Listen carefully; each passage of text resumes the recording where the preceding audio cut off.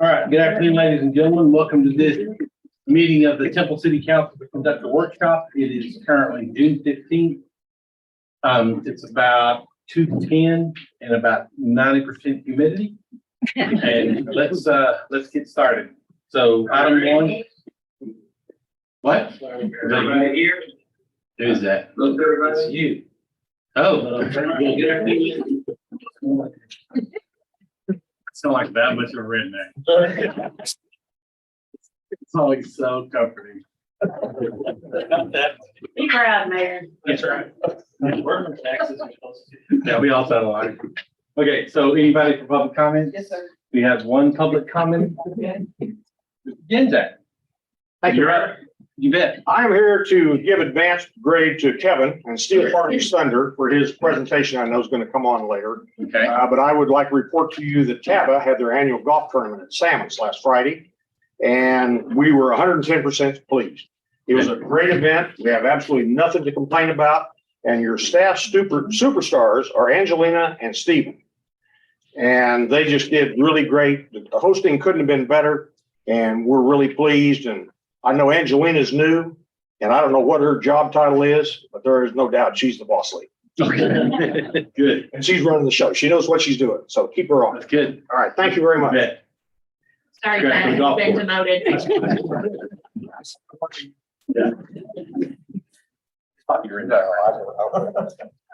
Okay, if there's nothing else, then we'll move on to item one to discuss if maybe needed any items on the agenda, whether it be consent or regular agenda. We are going to pull item 12 and 13 from, actually, let me back up. Item 12 and 13 were pulled from consent. They're on the regular agenda just for voting purposes. So, thank you, Mr. Cookington. And thank you. Maybe. Please. So council or staff, anything other than those two items we need to discuss? 1 and 13 are both just voting. Yeah, they normally would be on consent. Yes, Mayor, I would like to make a brief comment on item 4, the bond sale. Yes, ma'am. We did take bids on 2 series of bonds this morning. Had a very good turnout, very good bids. And Dan Wegmiller normally joins us in person, but he tested positive for COVID this morning. He is going to join us virtually. Okay. And he'll be going over the bids and recommending the lowest bid Okay, for those. very good.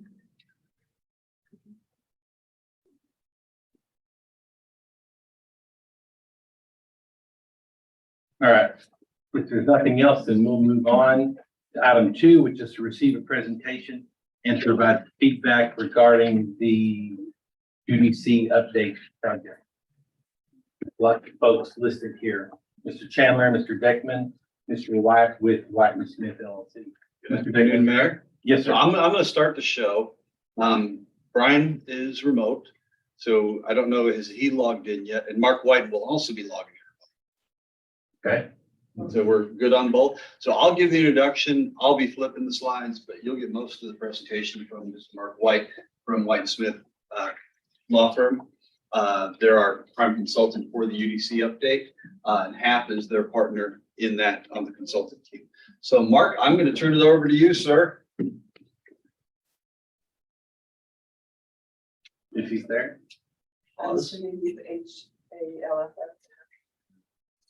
We do see a half. If he's not on, then I will give the presentation. And the reason he's remote is his father had medical issues as well. So something may have changed and he may not be available. So I will start the presentation. Hello? Jason, how are you doing? Hello, guys, city council members. This is Abel with HAF.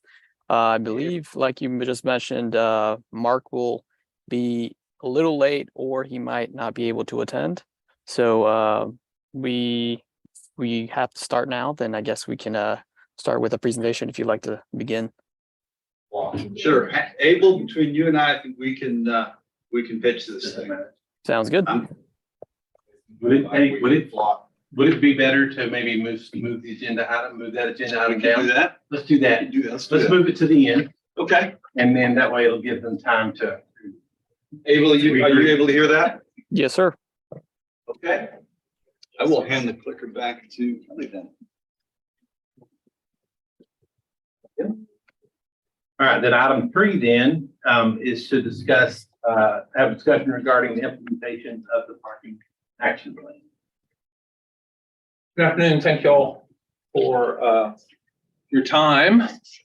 We've been working on this for a while, downtown parking.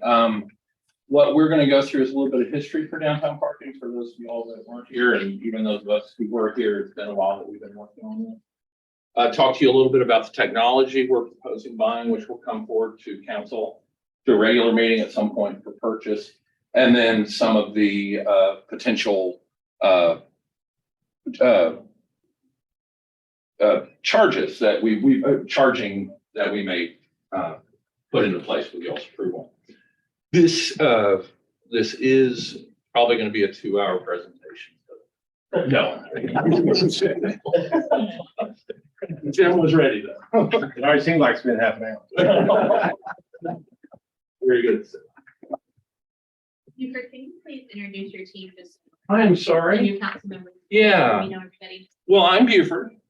I think everybody knows me. This is Mark Jesse. He's our parking manager. It's part of the parking plan that we'll be talking about. Was suggested that we hire a parking manager, and that those of y'all that don't know, everybody knows Chad. But this is Chad Parsons, our assistant director. Thank you. Yes, ma'am. Thank you. Also, just so you know, I've given you just a portion of the parking action plan in front of you. These were the action steps that they gave to us. So these are actually some of the steps that we're going through to put into place the downtown parking plan. There's a full parking action plan that is, I don't know how long, it seems like it's long. Many pages. Many pages. And if y'all don't have that, I can make sure you get hold of it. It was adopted or I don't know if it was adopted, but it was presented to council in September. Adopted then? Yes. Okay. But it was presented to council or finished in September of 2020. That's the 4-hour presentation from you. No, I didn't do that one. That was Dixon. So in 2019, City of Temple contracted with Dixon Resources Unlimited, a parking firm. Bren either met them at a conference at one point, but at that point we'd already, something along those lines, but at that point we'd already started at least conversations, if not working on the 2 garages downtown. And it became apparent that we needed an overall plan to put parking into place downtown. We needed a cohesive plan. Part of that was just a general parking study, outreach to the downtown stakeholders, and then got recommendations. They finalized that plan in 2020. Some of the things that came out of it is they gave a suggestion for municipal code updates, which will be in that parking plan, operational needs, and a parking action checklist, which is the portion of the plan that's in front of you. Oh, thank you. Nice. I'm cool with it. But Yeah, that one on the other side too. Again. slider. As we go through here, you see 7B, 13A, those correspond to the document in front of you. So they identified some budget needs, technology needs, mostly is what we'll be talking about tonight. Evaluating parking staff. We reassigned the parking enforcement officer, who is Daphne, who is pretty great, and she came from PD and moved over to Transform Temple about a little after, so a couple of years now. Yeah, more than that. You've been here a year plus. Yeah. So, and then hired a parking manager, Mark, who's pretty awesome. We need to update some of the parking code. We're working on chapter 37 still. We've been doing it for a long time. I know Kyle's tired of us talking about it. I'm sure I'm a little tired of it too, but we're getting there. Mark has been working on creating some standard operating procedures for the PEO specifically. And then he and Daphne both have been collecting occupancy data, meaning they're out 3, 4, 5 times a day, counting cars, seeing where the cars are parked and what's going on. And who they are, not just where they are, but who's parking where. Technology, they suggested citation management, permit management. and LPR license plate recognition, both mobile and fixed. So I'm going into some of the technology we're looking at and exactly what it's going to do. If you'll have any questions, please interrupt me. I'm happy to talk. Or Mark, probably I'll just point to Mark and he'll talk about it. But so vehicle and handheld LPR license plate recognition, that allows an officer to walk down the street and geotag and basically take photos of license plates. And as they geotag it, they can come back, depending on how long we're allowing people to park there, come back, let's say we give them 2-hour free parking, they can come back in 2 hours. And if that car is there, they will know they need to give them a ticket. Basically, it's digital chalking. So just like they use chalk tires, we can do it digitally now. So nothing goes on the car? We don't touch the car. Well, unless they get a ticket, then we'll be No, I touching the car. understand, but in geotags, there's nothing. That's correct. Yes, ma'am. Tracks parking times, payments, can create a ticket with a handheld device, and then also creates a photo. Now, that's not just for walking around. We can put these on a vehicle too, and they can drive down the street. So we're going to be able to increase our walk around time from sections of downtown a couple of times a day to all of downtown. Mark swears we can do it every 30 minutes. I think it's going to be every hour or so, but however, it's way more. Online citizen access, you can go, if you do get a ticket, you can go online, check out the ticket, look at it, look at the photos. You can do an appeal process, do all that online, rather than having to go down to the courthouse. And then it'll also assist the PD. It will be tied into a database that will identify stolen vehicles, Amber Alert vehicles, and then other vehicle concerns. So that would then notify us, like, hey, we got this popped up on this car that's parked downtown. So here's the cost. Once again, this will be coming to you all. The plan is first meeting in July. So for the vehicle and handheld LPR enforcement, this year will be for the handheld 44, and then for the mobile LPR, which would go on a little vehicle, would be 30,000. Hey, Buford, Sir, would you go back a couple where you there, where it says don't back your car into, if you don't have a license on the front. So what if someone's done that and so the tag isn't really visible from the front of the vehicle? Will they receive a warning or a citation? Will something be done? Because over time, that could become a strategy. because first of all, for the majority of I guess even if it's parallel parking, you either have to be on one side of the street or you have to nose in. So So backing in is a violation. that's correct. So you get a ticket So no they'll get matter you what. anyway. That's right. Yeah, we used to do that. All right. And we're doing that now. We're not doing times, but we're giving them tickets now. If it is some situation where we cannot see, the parking enforcement officer can always get out of the vehicle, walk over there, handheld, write it down and type it in. All right. Yes, I didn't misspeak, Nope, did I? that's Okay. Thank you. Okay. Yes, sir? It was, Yes, ma'am. Buford, it's one forward. Yes, ma'am. Is that annual or just? That's initial cost. We'll talk about annual in a Oh, little okay. bit. That's initial cost. And y'all have already approved the funding for this. This is money that we want to spend currently. So for this right here. Fixed LPR cameras. So that's fixed license plate recognition cameras would be going in the garages. So they sit there and as you pull in the garage, it basically identifies who you are. You come in, it tracks you when you leave. Well, it does a few different things, tracking, counts, we're planning on having signs up that advertise availability, count spaces in the garage. So if you're pulling up the garage, it says there are 40 free spaces. And then we can also see who's using the garage, how long they're using it. And then we can kind of decide based on that, should we be charging for the garage? If so, how much we charge and how long, et cetera, et cetera.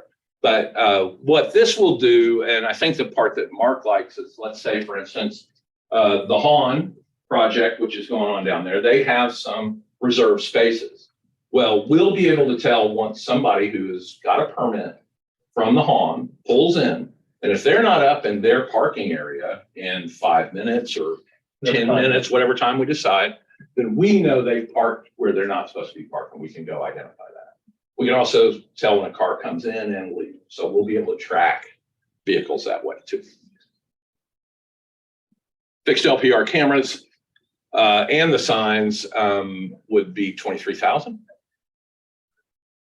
Digital permits, this part's exciting. I love the permitting process right now basically runs through CMO.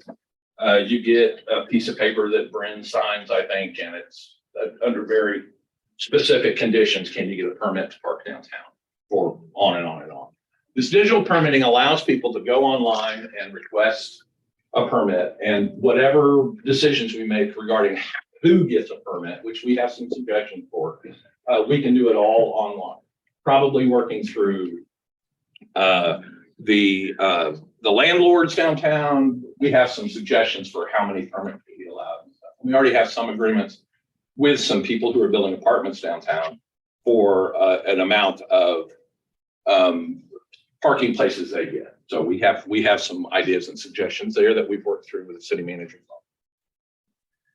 So this will allow you to register, renew, and manage a permit.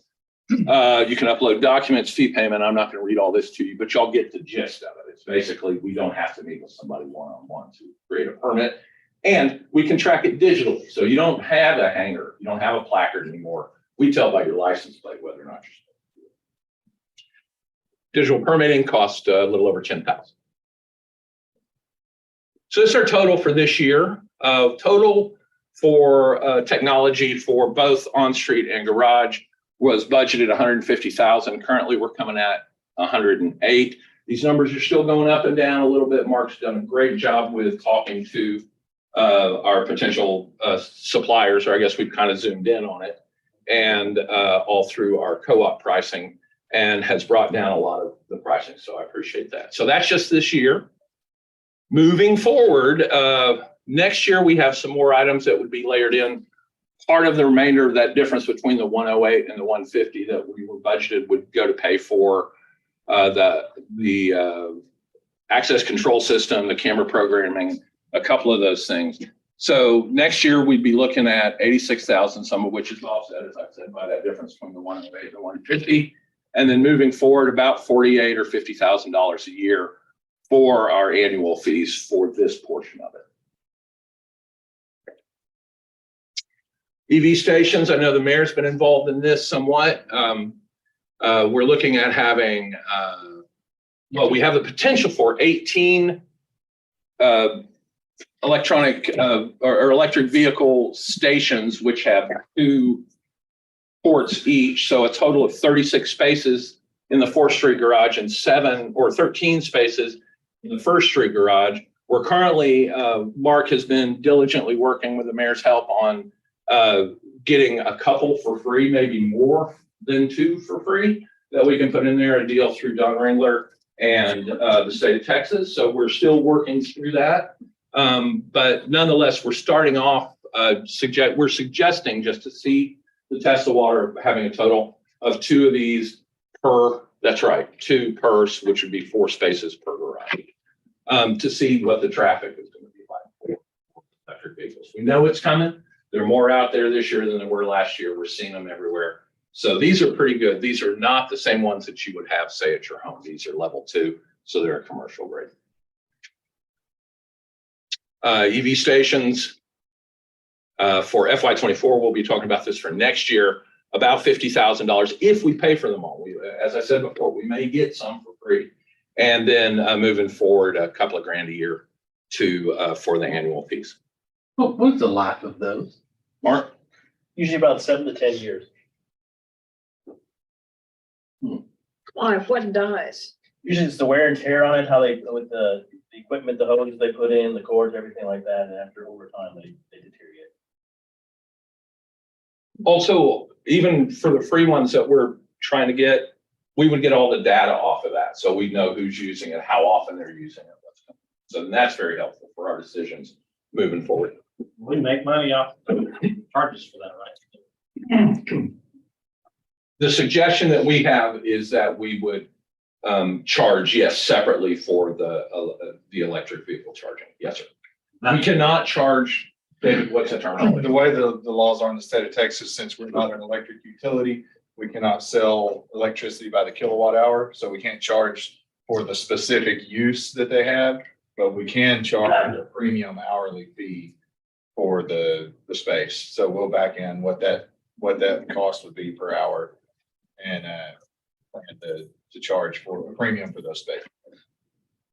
So if you charge for the garage, it's going to cost to get in the garage, and then it's going to cost you additional to park. Also, there has been, according to Mark and I, some feedback in other municipalities that have provided electric vehicle charging stations for free. There's been some pushback from people who drive gas vehicles saying, hey, why do they get it for free and we don't get it for free? It's just a struggle we don't necessarily want to have. We also don't want people who don't have electric vehicles parking in those spaces because we're trying to draw people downtown, and that's an amenity that we can offer that would draw people in. So if I was parked there in my big old gas truck, it would not be great if I was blocking that space for electric. So will an EV, will that be their permanent assigned parking spot? No, sir. And I kind of addressed that in a little bit. What we're talking about, I'll go ahead and, No, it's all right. since you asked. I'll 2 be hours. talking about it. 2 hours. That's right. We got 2 hours. We can all do it. Okay. So on-street parking rates were our suggestion. And we're still working through this. Actually, Mark went to a conference this Monday, just Monday in Fort Worth. And people said, oh my God, that's way high. So we're willing to continue talking about it. But our suggestion right off the bat is for on-street parking that you get 2 hours free. Every hour after that is $3, 13 hours total. If you parked on the street all day long, it would cost you $33. We're planning on patrolling from 8 in the morning until 9 at night. So it would be $33 if you parked on the street all day long. The garage is less. The goal being, and Brandon reminded me to tell you all this, and I didn't start off with it. The goal is to make sure that we have turnover in those street spots, those premium spots right in front of the restaurants, almost the restaurant, those two, I suppose. But restaurants, if you want the turnover, you want people to come in, do their business and get out. If you want to stay downtown a long time, park in the garage. First 3 hours are free. After that, it's $1 less per hour. And then it maxes out at $10. These are suggestions, of course. If y'all have other ideas, we're happy to hear them and happy to talk to them. We felt like this is pretty good. Mark thinks I'm being a little aggressive, like this is a little expensive, but I think let's get in there and do it and see what we can do. Would you go back one Yes, slide? ma'am.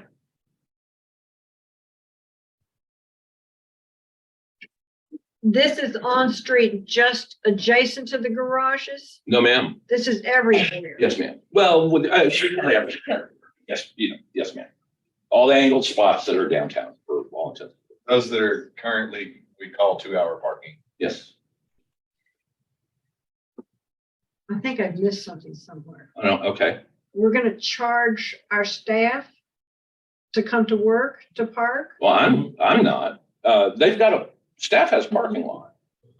Okay, so that will stay without Angled the fee. on-street This is parking. just angled on street. Got it. Sorry, you said that. And I want to be clear, I'm not charging anybody. No, I said You are. we. I didn't I did not say.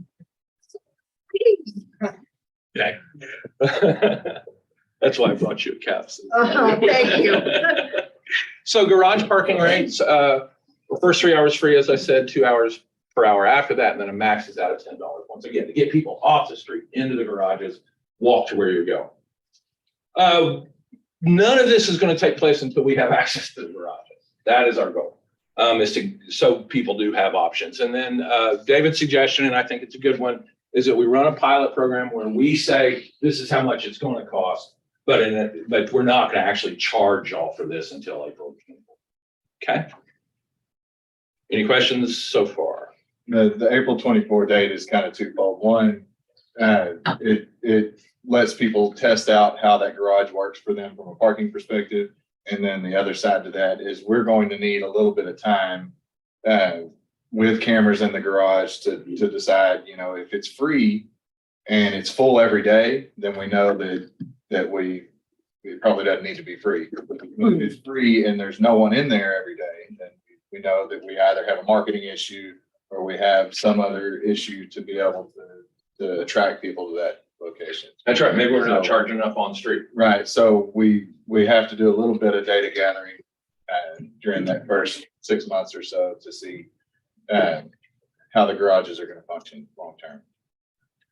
Thank you. Electric vehicle charging, we were talking about this earlier. So $3 an hour in addition to your garage charging. And then with a 4-hour maximum on there. And that's to get those places turned over. We've heard some horror stories from people who do have electric vehicle charging stations that people in adjacent neighborhoods just pull up there at night and stay parked. Like they're there for a courtesy and people are just parking there and staying home. So we want to get turned over in those spaces. They're just parking and charging over there. Yeah. Yeah. But staying there, No, I like understand. treating it like their home. Right. Handicap parking is always free. So we'll still be addressing that, but in the garages, obviously we have handicap parking and streets, there's no charge for that. There is a small video here that I can play if y'all like to see it.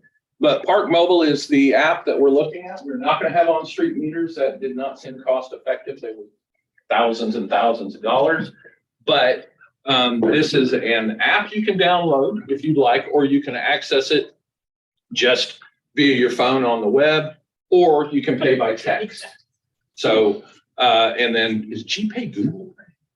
What is GPay? Google Pay. So Google Pay, apparently they accept as well. So whatever we're charging for the on-street parking, this is how you'll pay for it for later on. Looking for And I'm not going to play that video unless y'all want to see it. We'll do that. Yes, sir. See, that cuts down on that. Yeah. That's right. So our suggestion is downtown permits. We spoke about it earlier. We need to give downtown residents and downtown businesses an option to park at a reduced rate, because we don't want business owners saying, I can't hire anybody because it's costing us $33 a day or $10 a day to park down. So we already have some deals with some agreements with downtown residential owners, but our suggestion was for a downtown resident for $40 a month, you can park on the street from 6 p.m.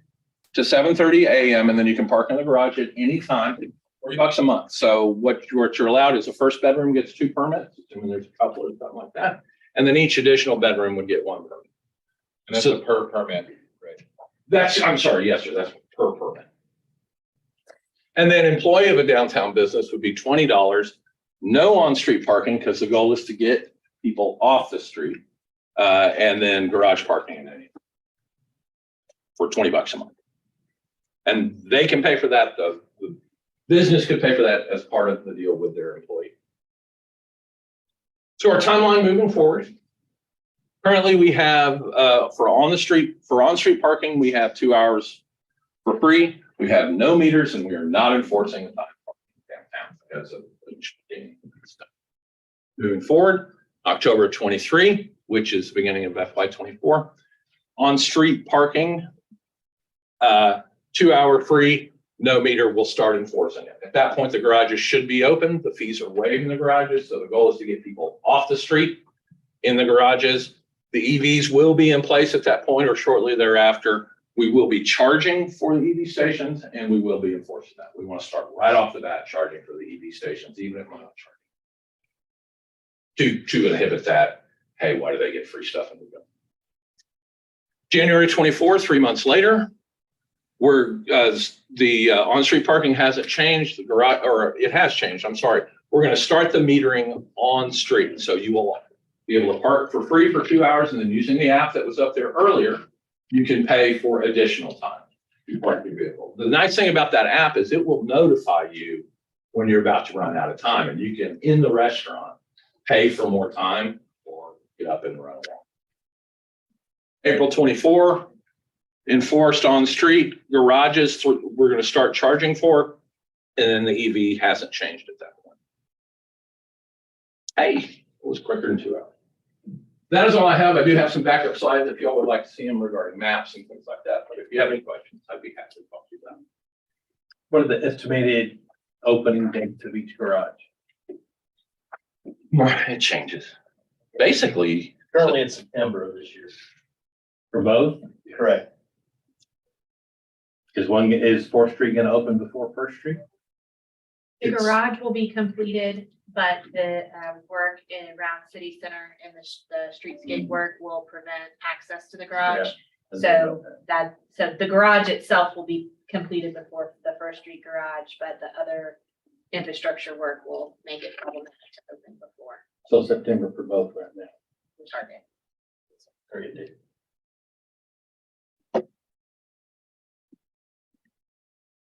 Anything else for Mr. Craig? Thank you, sir.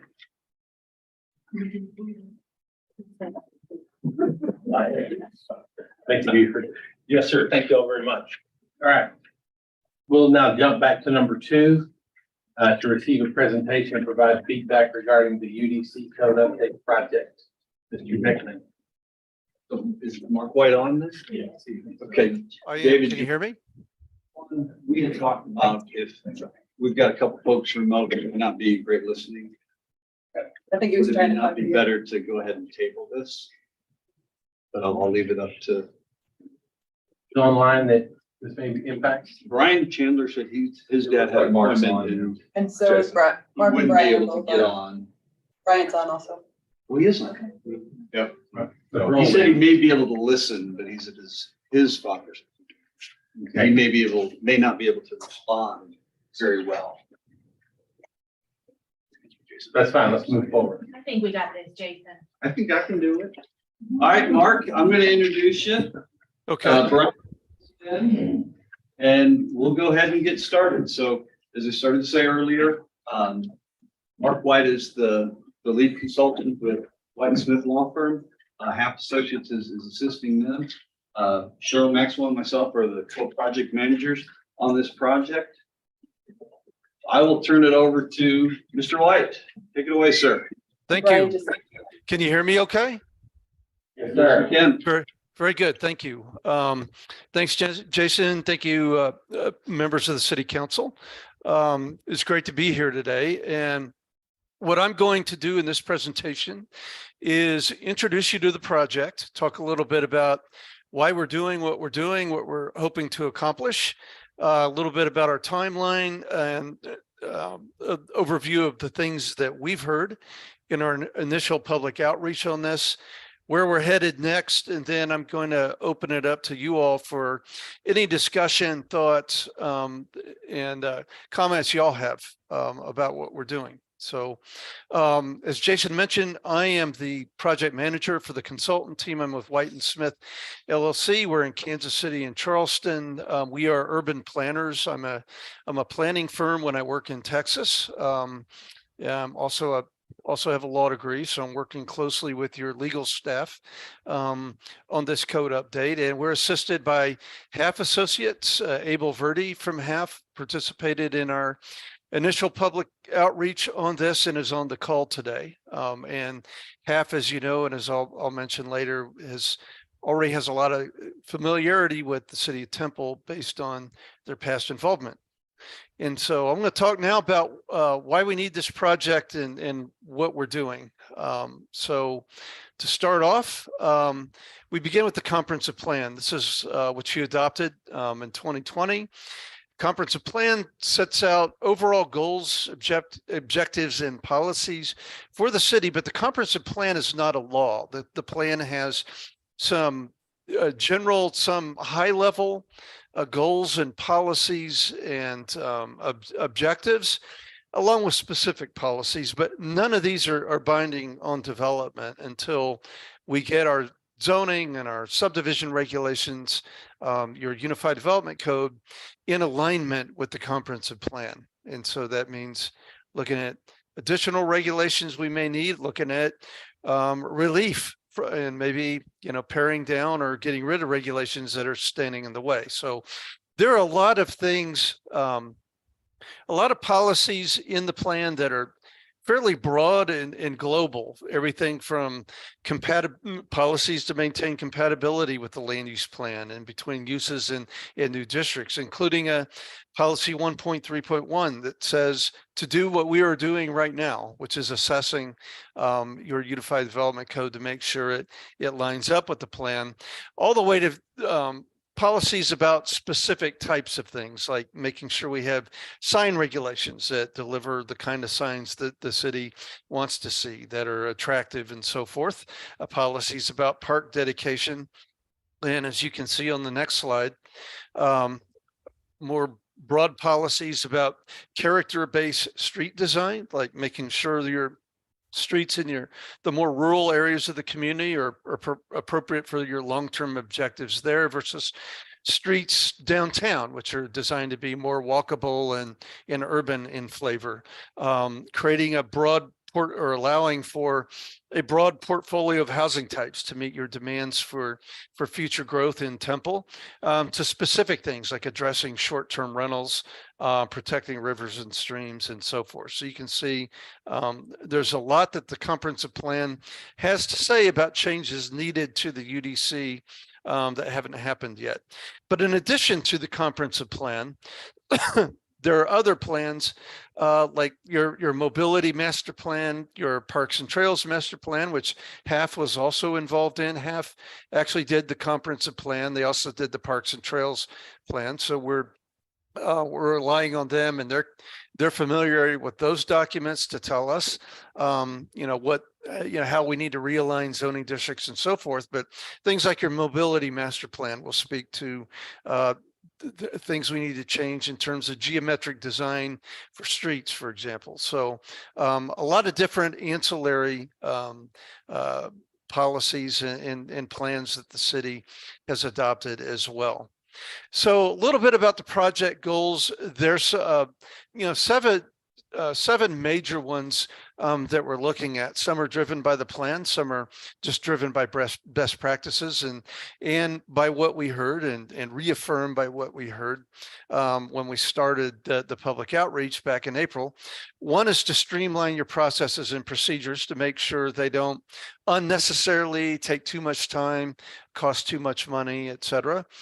Targeting problem areas of the existing UDC. And I like to say this project is more evolutionary than revolutionary. We don't want to fix things that aren't broken. We are just looking at things that, are existing issues and addressing those. We want to make sure that the plan, the UDC is as easy to use as possible, that it's easy for you to, when you read the document, to find the information that you're looking for, and that when you're reading it, you can understand it. So we're going to spend a lot of time creating graphics, making sure that the language is as easy to understand as possible, and et cetera. We want to make sure that your standards are effective for corridor development and for infill development, in addition for new subdivisions, for example, and on the west side of the city, for example. We want to make sure it works for every part of the city. We want to build flexibility into the development standards so that somebody who wants to use their property may have multiple pathways to get where they need to go, while at the same time making sure that what they're developing is in alignment with your plans. We always need to make sure that the UDC complies with state and federal law, which changes a lot. And so we're keeping our eyes on developments and in the General Assembly to make sure there's, if there's anything there that we need to make sure that's incorporated into the development code, and aligning again with the comprehensive plan and other strategic planning documents in the city.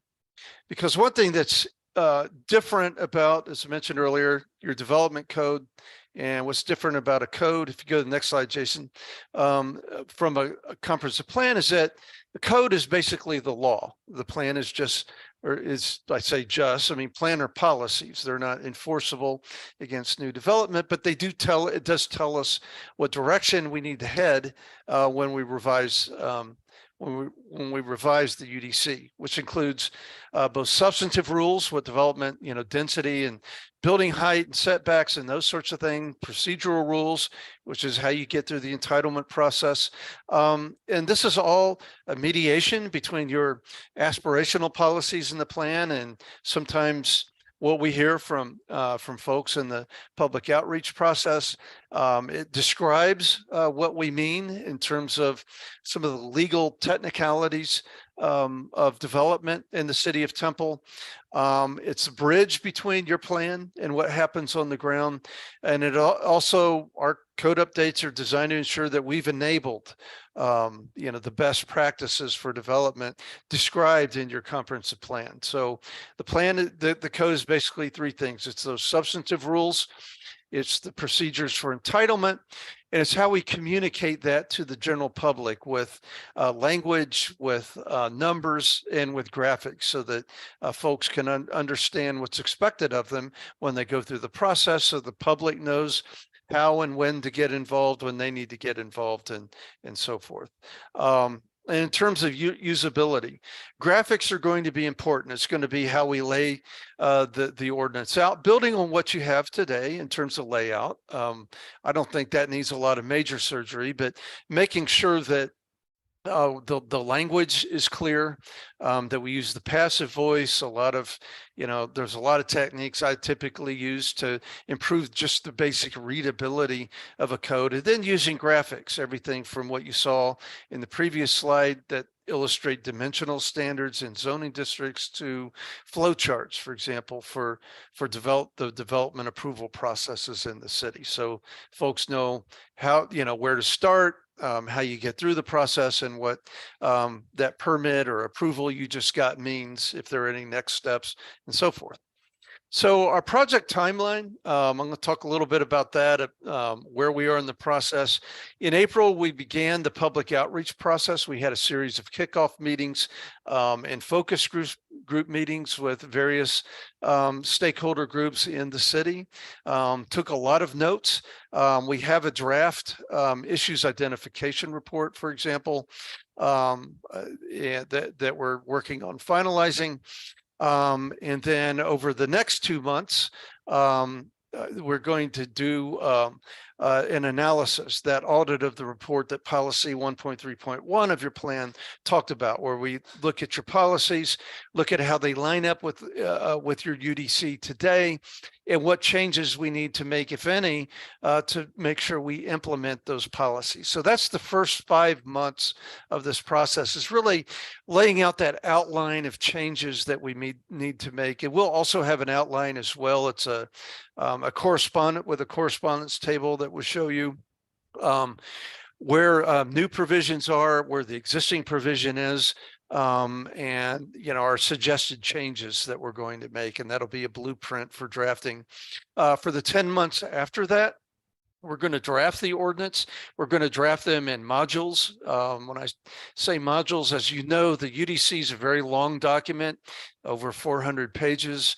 It's a lot of reading for folks, so it's a lot to digest, and would be a lot to digest if I just dropped it on your table today. It would take you a long time to go through it, but by dividing it into modules, for example, your zoning districts might go first, and then maybe your development standards would go next, and then maybe we do the procedures and some of the technical stuff that allows you to absorb those chunks of the ordinance a little bit at a time. It gives you time to review it meaningfully and give us your feedback. And then we'll do multiple drafts. So the first draft you see, if you see things in there that concern you, don't be alarmed. Let us know what's happening. We say this to all the stakeholders. So regardless of who you are in the city, let us know what you like, what you don't like, and we want to make sure we get it right before it lands on the Planning and Zoning Commission's desk for their hearings and recommendations. So we'll spend a lot of time on that second half of the 10 months doing public workshops, talking with people, talking with staff and others who are involved in the day-to-day process of administering development approvals in the city, and ironing out these drafts so that we get it right before final adoption. Then the final 3 months we've targeted for formal adoption. So it'll go to the Planning Commission. I'm sure Planning Commission will have a lot to say about what's in the ordinance, and then you're the final step. So we bring it to you all for final adoption. So a little bit about what we've heard We started in April, the first part of April, with a set of kickoff meetings. Jason, if you could go to the next slide, please. Thank you. We had a couple of days of meetings. We had a kickoff meeting the evening of April 4th that was open to the public. Then we had 5 focus group meetings on April 5th, where we talked to school districts. We talked to your home builders, TABA. We talked to community leaders, development partners in the city, folks who represent the business community and the Chamber of Commerce. And then we had a follow-up meeting on April 12th. We presented to TABA and got their feedbacks. And so our issues identification report that I mentioned earlier, which is in draft form, we received some feedback from TABA after that. And so we've sprinkled their comments throughout the report in the appropriate places. And so some of the themes we heard from comments that we heard from folks were, first of all, a lot of support for a process that's efficient, but also flexible. Making sure the support for making sure the documents is your unified development codes is easy to read and easy to use as possible, making sure that our stakeholder outreach reaches out to the broadest range of people that we can, and a lot of support for the fact that this is an evolutionary process. We're not completely gutting and rewriting the UDC. We want to keep the things that worked, and there are a lot of things that work well today. We want them to continue to work well. We may rewrite them to make them clearer and easier to understand, but we don't plan on changing those things. So a lot of interest in the development review process and how that works, how the zoning districts work, the development yield and all the zoning districts, those sorts of things. Use standards for things like short-term rentals, the overlays. There was interest in those and how those interact with your base zoning districts, and sometimes some confusion on what's expected of an applicant because they're not sure if they're in an overlay or not. We got some comments on the development standards, everything from landscaping to whether the fire code triggers lotting requirements for things like townhomes, a lot of really specific things like that. Your subdivision regulations, the process for approval there, addressing nonconformities, and then how we define everything. So, a lot of very specific, and then a lot of general concerns that we heard from our stakeholder groups. And so now I'm going to open it up to you all. I have several slides that are designed just to trigger a discussion from you all about the development code. And the first one, and I'm not going to stop it, I'm just going to read through all of these quickly and then maybe stop and see if you all have any comments on these. One is your top 3 regulatory issues. If there were 3 things we could accomplish in this process, what they would be. What regulations today have broad public support and are things that we really need to leave intact because they're working well, versus ones that tend to be an issue. They tend to lead to a lot of variance requests, for example. The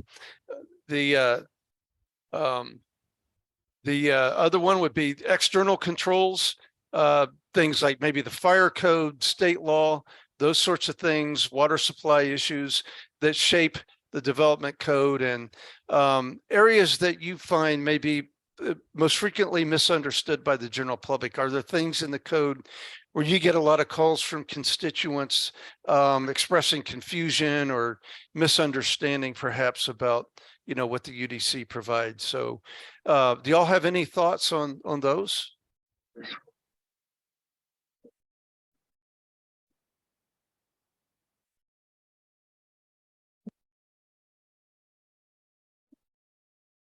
I think we can go ahead and move on. Okay, very good. The next one is on comprehensive planning. From your perspective, I mean, the city council adopted the comprehensive plan, and just thoughts about whether the plan's a frequent topic of discussion during public review of development projects like a rezoning, for example, and your sense of how the current zoning lines up or doesn't line up with the comprehensive plan. So in what ways are everything from our zoning districts to our subdivision regulations, development standards, and so forth, in line or out of line with what the comprehensive plan talks about? And similarly, what ways are our current UDC regulations in or out of line with other adopted plans, with your mobility plan, your trails master plan, and so forth? Any thoughts on that?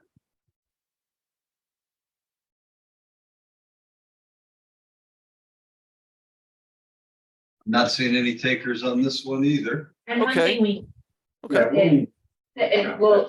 we'll send a list of questions and give y'all time to kind of think about it. And then any written, or even if you want to have Mark back, or if we just want to talk about it again and take notes, we can send back, which I know he's done with other groups as well. Very good. And I appreciate that. This is a lot to think about. It's a pretty comprehensive document. And the last two slides address development standards and processes. The first question is thinking about whether your standards are clear, whether they're consistent. Your things like your zoning setbacks, parking regulations, landscaping, are those things that you think are clear and consistent? And do they give you the results you want? Are they things that give you development that looks bad, that maybe for example, a lot of communities around the country are redoing their parking regulations, for example, because they find that they often require too much parking. You get land that, where the parking areas are vacant a lot, and they maybe a better use of that property would be more storefronts or something. So, that's just an example. You may or may not feel that way in Temple, but, there are other things too that may lead to outcomes that you didn't expect or undesirable, and ways that you think standards may be driving up development costs.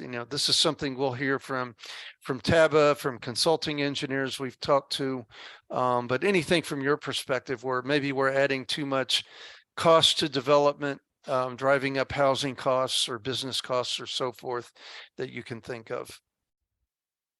And the last one is similarly with our processes. Our decision-making responsibility is clear. Is it clear who makes the decision, how they make decisions, and so forth? Do our processes have adequate notice? Do you think your constituents are hearing about projects, getting good information so that they can weigh in when they need to? Any city procedures that, for any other reason, that you think need to be reviewed or revised? Are there ways of making the processes more predictable while at the same time addressing community concerns and plan policies and so forth? Do you think there's adequate public involvement in the development process? I mean, are there ways we need to look to making sure the public hears about projects better or has an opportunity to weigh in and provide their comments on new development? And do you believe the applications that the application information we're asking applicants to provide gives us the information that we need to make informed decisions about development in the city? So that's my last slide with questions. So if you can think of anything, from those or just anything else about the UDC or the process you can think of, we'd love to hear that. And I know what we'll hear from you later. This is going to be, this is an extensive, process that we've got, of outreach, and I'm sure you'll hear from constituents, you'll hear from others, and we look forward to hearing your thoughts about the direction that we're headed as we go forward. So next slide shows you just a little bit about our next steps. And as I mentioned, we're still in that initial 5-month phase of project development, where we've done our outreach, heard from stakeholders. We're putting together reports on, how the current UDC aligns with your long-range planning policies. And then we'll be reporting back from you before we start the drafting process. So I appreciate your attention. Jason, and as Jason mentioned, he and Cheryl are the city's project managers, and anybody has any questions, or feel free to contact them, and they're good about passing things that they hear on to us as we're putting all of this together. So I appreciate it. That's all I have on the UDC process today, and I thank you for allowing me to present. Thank you, sir.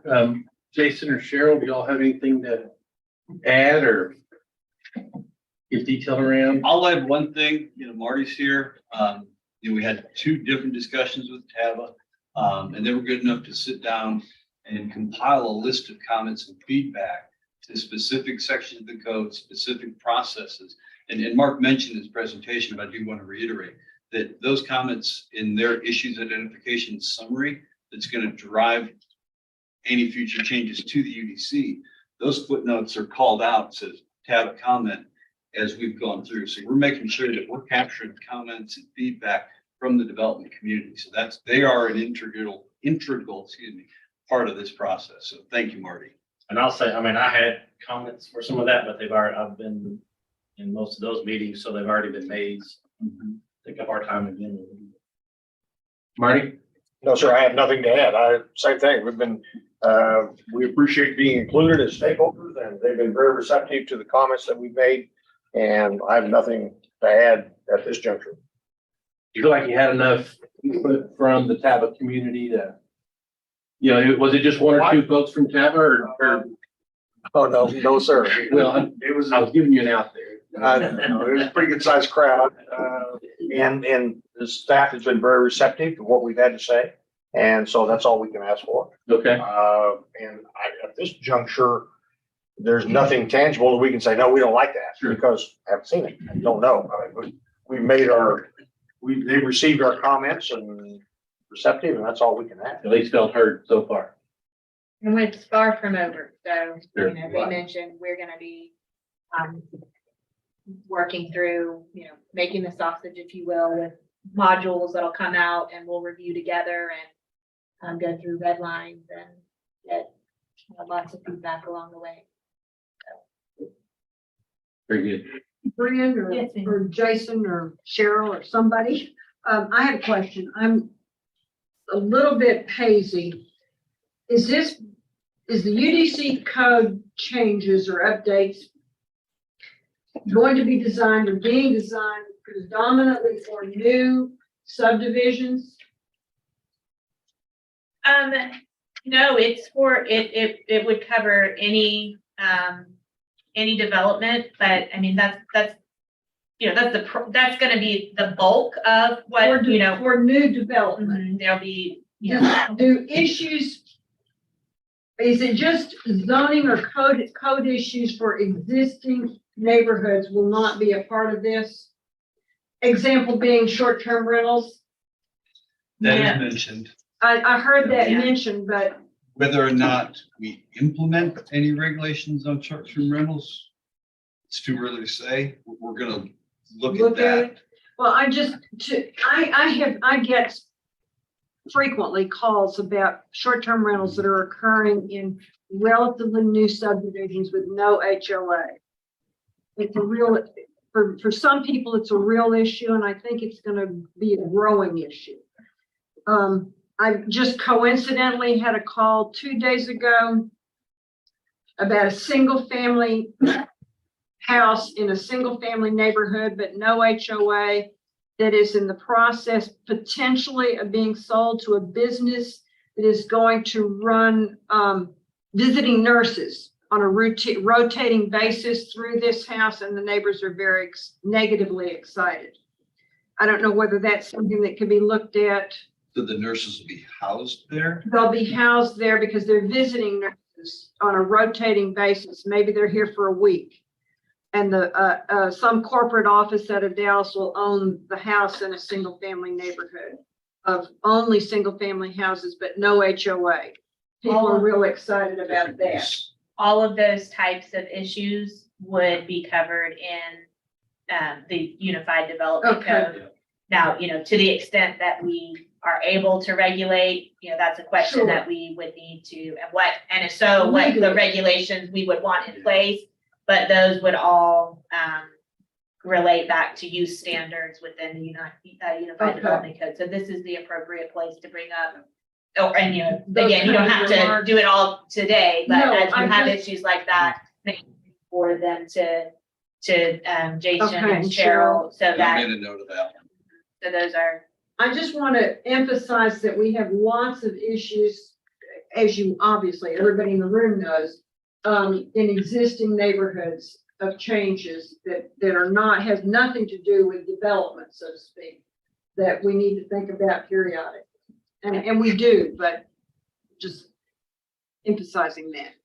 Yes, ma'am. yeah, it's definitely not just new development areas Okay. that would be impacted by potential changes, Right. to by development code. It would be use standards within any zoning district. And so, somebody is leaning in to change the use of a particular piece of property, what they would be allowed to do would be governed by the use standards of Okay. their zoning district, which is contained within the UDC.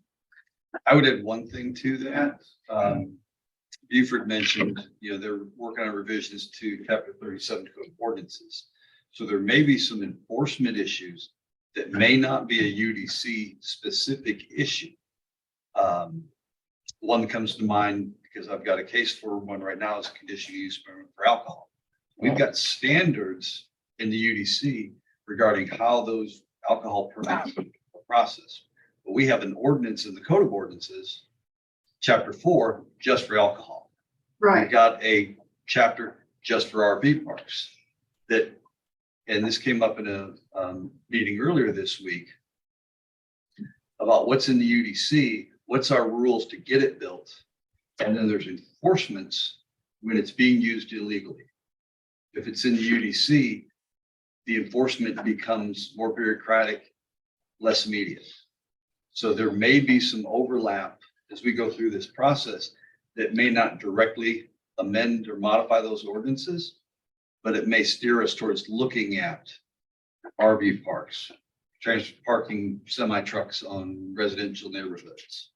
One thing we've told groups that we've met with, and I would reiterate it here as well, is don't worry too much about where the item lives, if it's in a building code, if it's in an ordinance, if it's in the UDC. If you have the concern, bring it up, and we will figure out whether, the UDC is the appropriate place to address it, and or another vehicle needs to be addressed, because there's a lot of overlap that occurs between the UDC, our building codes, and as Jason mentioned, other ordinances. So don't spend any time worrying about whether it should be in the UDC or not. We'll let the team handle that. Just bring the comments and the concerns, ideas forward, and we'll sort out, the best vehicle to use to address it. Okay, thank you. Anything else? All right, thanks to the Temple team. Mr. White, thank you to you and your team. We appreciate the efforts on that. Thank you very much. All right, moving on to item 4 is to receive departmental updates from Parks and Rec first, and then purchasing and facility services. We can turn the lights on. Kevin, I'll ask you to do the same that I asked you, but if you would introduce the key members of your team here, just so everybody knows everybody. That's the council's part. I was disappointed that Mr. Jancic left. He pitched us the ball up there, and now it's back it on out of the park. But over on the ball over here, you got Jeff Ward. He's the manager of the golf course, and Chuck Brown. He's had 2 assistant directors, and he's one of the assistant directors at the areas of his responsibilities as parks and the golf course. And really, you would almost think that. So any day, let me back up. Anytime we can get up and talk about Parks and Recreation, it's a good day, right? Who doesn't love their Parks and Recreation department? And it's one of the best in the state. That's how I feel. And so I'll start off I use the same format. We're going to look in the past, we're going to look forward, concerns and good news. The only thing I'm going to do in this one is a little bit differently is there's no concerns in this presentation. We've got a few that no doubt, short on staff, but who's not. So I whittled through and said, okay, I think we're just gonna share the rear view windshield and the good news and see how that goes. But let's talk about the golf course. When you think we planned that together, but we really didn't. I will tell you, and I did ask Jeff to come over. One is, if you get in a lot of weeds, he's good at it, but also gave me a chance to just tell you how fantastic this guy is. If you ever just want to go learn about golf or grass, whatever it is, go sit down with him. And he amazes me still. Like, Jeff, how do you know all this stuff? Well, that's what he lives and breathes, all his life. And I learned a long time ago, hire a great staff, get out of the way, and he's one of them. And then, coming up to the city staff, council, this council to previous council, the city staff, finance director, city manager, is take our recommendations and make the improvements. And he's done a fantastic job. I won't, go through each single area, but you can see the rounds are up, and there'll be a slide here in a little bit. We'll show you where Jeff projects we were going to end this year compared to when we took over the course in 05. I believe 06 was our that we were recording rounds. We're going to be real close to the most we've ever had since 06. There'll be a slide later, but you can see the rounds are up, tournament rounds are up. And this one becomes a little tricky. Jeff will tell you is, you have general membership and you have tournaments. You got to play a fine line. You put too many tournaments out there and your paying members can't get on the course. And that kind of issue. So that's a challenge Jeff is working on. And I believe we're at 41 tournaments, Jeff. Yes. And we're close to where he's starting to get some pushback. And so it's, I'm not going to tell him what to do because that's, we mess up the recipe. So that's something he has shared with us. And we always share inclement weather days. It took us years and years, a long time ago. Well, we don't talk about rain days. It's inclement weather. It could be high wind. It could be cold. So we call it inclement weather. It's not rain days. And that's what can impact, your play out at the golf course. And then these things down here, my next slide will be one of the slides is maintenance. You cannot do without the maintenance. Maintenance of buildings, but maintenance of the course. And that is key to community success. And you have it. And so here's just some pictures. The nice thing about our department, we come in with nice, pretty pictures. So we love it. So what's coming up in the next 90 days or so? Maintenance, and that's what they do. And I'll tell you once again, Jeff, I really appreciate you. You do a great job out there. We've got 3 more tournaments over what we had last summer, and so that pushes the 41. And here's the rounds. He's forecasting 38,000.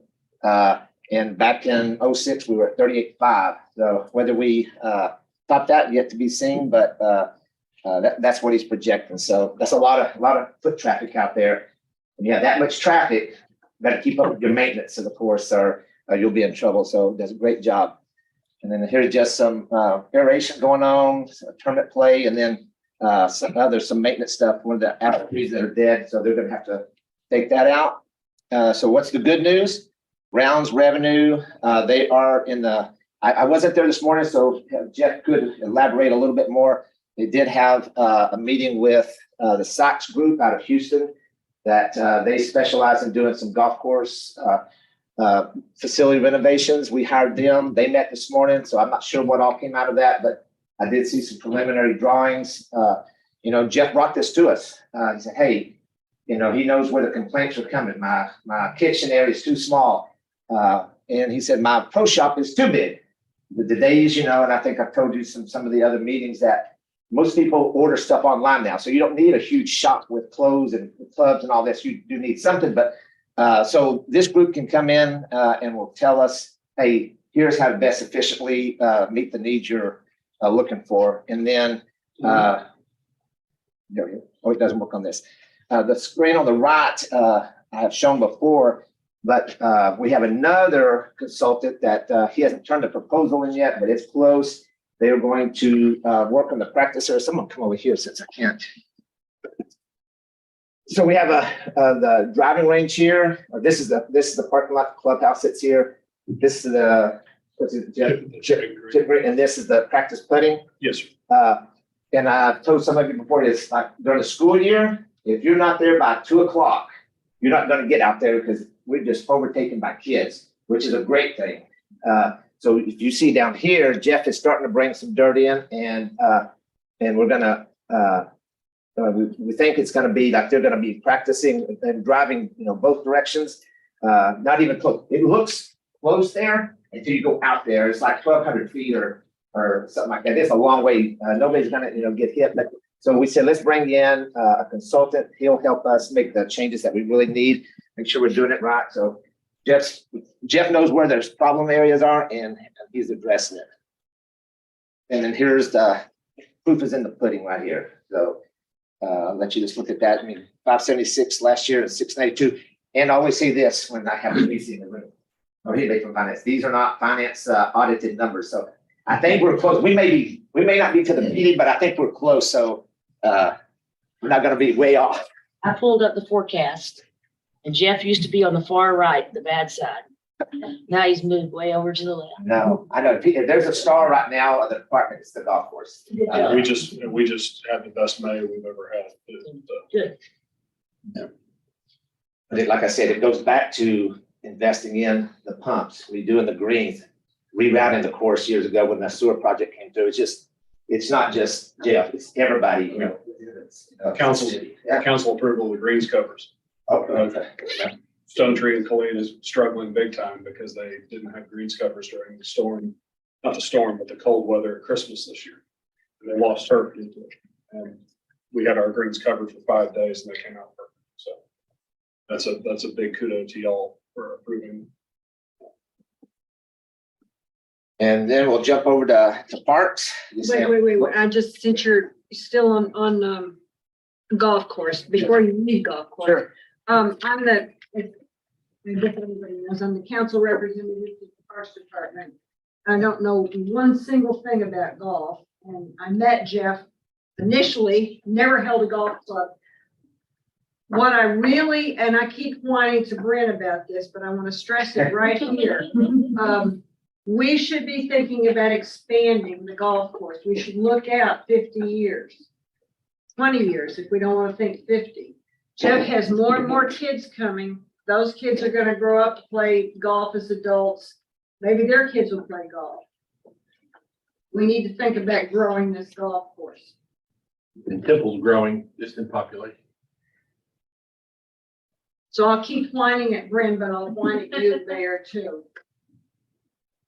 And I will tell you that Jeff has already been thinking that way, so he can kind of tell you. That's because I whine at Jeff. I tell you, we don't consider it whining. Most of you know this. Citizens out there, I give my city cell phone. I just gave another one from the Native Plant Grass Society yesterday because they had some concerns somewhere. We don't take it as whining. Somebody, you're a resident here, taxpayer, you got concerns. Most of the time, it's all valid, and we're happy to help. So we don't consider it whining. So don't ever. Good, then we need to expand. I know. Keep that in mind. I will. Parks, here's another great division. Chuck, I told you, he kind of oversees this. This is Kiwanis Park. We updated the playground area. And I think that one and Spanish Southwest, you'll see in a minute. We got some emails or calls on thanking us for doing that. This was all put in by city staff over the winter time. And so they are multi-talented, let me tell you. They do a great job. Spanish Southwest, I'll tell you this, I cannot, I've been here since 2000. And that snake right there, you'll see in the next slide, we had to bring in a huge crane to unload the truck. But Chuck, I think you told me that one is 15,000 pounds. So once again, we put it in, but here's the crane on the far right side. Since I've been here in 2000, I don't ever recall having to bring a big crane in, some small ones to unload, but nothing to that magnitude to get some of the equipment off of there. But the residents love it. Yeah, So Mr. Lytle, he'll probably be down there in the council chamber. He went by there, but he said, "Oh, I love it, but I can't get on it or something." So I've been encouraged to get on it, but I'm going to keep doing that because that's right in his neighborhood. Woodbridge Park, the bridge. If you look over here, you'll see a red line I tried to put in. There was a citizen out there put in a bridge. Some people called it like Smith Family Robinson Bridge. It was kind of swaying over time. So we took it out, and told the group out there, hey, we'll take it out. It's not safe. And Parks guys went back and put one in. And, you know, if you look in the big scheme of things, it's just a bridge on the end of that cul-de-sac. Does it need it? No, but there's a group of families out there, it makes it a lot shorter access. It was easy to do. It didn't cost a lot of money, and why not make a win with it? So that's what Parks guys did. And I got emails, and you've heard Miss Walker talk about, people love it out there. So that's what we ought to be in the business doing, making winners of our department and the city out there when you can. When it's easy and simple like that, why not do it? Here's another. This is the most recent one that got put in. The family, the children and grandchildren bought this and put it in. This is in Lions Park, honoring their mother and grandmother, who was I love to paint. So just another example. And, you know, in our Places and Spaces program, we call for art, more artwork. I think this is just another great amenity around the city when you start seeing that. So what's ahead? Timelines, because last time I did, Belinda corrected me, so I'm up on you this time, Belinda. So we should be moving in soon, and we'll be out of the Dober area. We'll all be out at off the interstate, our main office. That'll be a great day. Back at Kiwanis, we're placing the court. We are going to put in a skate park out at West Temple Park. We've already got the equipment. We got that from Fort Hood. How many years ago, Chuck? 8, 9. No city in Brown wanted it. Chuck and I drove out there. Same way we got our first equipment from our skate park. That one we had to go all the way to Tennessee to get it. But so we got the equipment, and we've just been waiting for the day to get the funds to be able to put that in. And that's going in. Dredging the pond. You know, our ponds, we got that one. We got the one at Woodbridge and one at Miller. We used to do the work, but it is a job. It takes several weeks, and we have to use our dump trucks. We have to get Public Works' dump trucks. It's just a massive job. And this time we're contracting those out. And then we're still recovering from our winter storm. They've removed 93, but we still got about 40, probably a little less now, but this is a couple of weeks, so about 40 trees left to replace. Kevin, the skate park at Miller Park, Yes, how's it? it's good as far as I know. I haven't heard, so there's no complaints from neighbors. Say there's no complaint? I have not had any complaints. At least they haven't bubbled up to me. The only thing that I think Chuck has had to deal with in the past is people will jump the curb by Lamar and drive into the park instead of parking in the parking lot and just walking across the bridge. Other than that, I have not heard of any concerns unless you bring some up to me. The one thing we are looking to do is put a cover over it. We're trying to identify funding for that down the road, but that's hot. I bet, yeah. Well, when I was District 1 rep, when it was moved over there, I got some complaints. It'd be interesting to talk with Jessica about that, because, you know, that's, and I don't know how, you know, it may not be used that often anymore. Of course, I guess it's being used frequently if you're thinking about putting the cover on it, right? I know initially there were lots of complaints with the noise and, you know, the bumping of the skateboards on the apparatus, et cetera. But it'd be interesting to talk to Jessica to see if. I'll see her next, I'll ask you. So here's the maintenance building, and it's beautiful. You got the outside view, the inside, and really the only thing we're waiting on is Encore to give us power, and we should be good to go. And the other thing that took place this week is, so here's our shop. This is our main office. Here's where that building is going up. But this is the maintenance building that was previously used by the former owners, and it was not in. It's a good word. Structurally. Structurally sound. That's good. So anyway, so you can see that I don't know what these guys were doing. Looked like they're about to set dynamite or something, but that's not the case. I did have a good picture, so I just pulled it from Google Earth that came through our parking lot, and that's what they caught. And then that's actually this week. It was enough that I think Belinda, Doug, one of your employees, said that when they talked to them, when they grabbed one part of the building, a lot of it came down, and actually, I don't know if it was that piece of equipment or another one, but some of it came through the window of their vehicle. It was that I'd say some of I think they said the bolts that were holding the beams were only about an inch or two in the concrete. So it was a good call not to use that building and replace it for sure. Great news is we're under 20%. If you remember a couple of years ago, I think we approached like 43, 45%. That's a lot when you talk about having a department in the parks of like 40 something.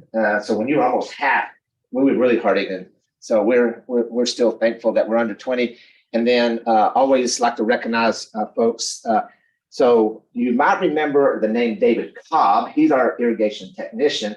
He and his partner always typically ran regionals, and he's won state 3 or 4 times. And this rodeo is basically all the Parks and Recreation departments across Texas. Their parks department, they can compete in different activities at a regional, and then they go to state. It's like pulling a trailer, backing up a trailer, nailing nails in a post. They use a backhoe and pick up dumbbells, and you have to set it on top of a 50-gallon drum. I've seen people actually hit the button too hard and it just crushes the can. So you test your skills. When David Cobb was injured, could not go, he taught these guys what to do, and they got out of regionals and they got second in state. David Cobb and his group, I'll tell you, is I've had people watch him trying to figure out how is he doing it. They've even videotaped him and his partner in the past, and they still cannot figure out how to beat him. So that's a great thing they do, and it's a chance to get out. They go to other cities and they network other parks people. So great news there. And then the Mayborn Museum and Recreation Convention Center, things are starting to pick up, and I think across the department, not just here as you look in all of my departments, but last year, event days at the convention center at end of March was 85. We've had 133, and the revenue is picking up as well. There's still a lot of room to grow, without a doubt, but at least it's trending in the right direction. And here's some things at the museum. Muggle Mayhem sold out, of course. That's a very popular activity in more than one way.